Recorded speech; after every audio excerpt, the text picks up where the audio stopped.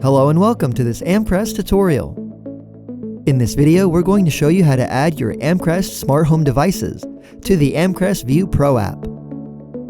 Please note, you must first set up your Amcrest smart home devices using the Amcrest SmartHome app. For more information on how to first set up your device using the Amcrest SmartHome app, please refer to our other videos and guides for your specific device.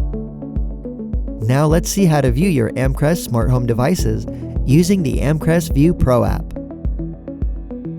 Please make sure your mobile device and Amcrest smart home device are connected to the same network before proceeding. First, open the Amcrest View Pro app and tap on the device list icon in the upper right corner and tap on Add Device. Then tap on Search Device and select your Amcrest smart home device from the device list. Tap on Connection Type to continue. Tap on P2P Setup.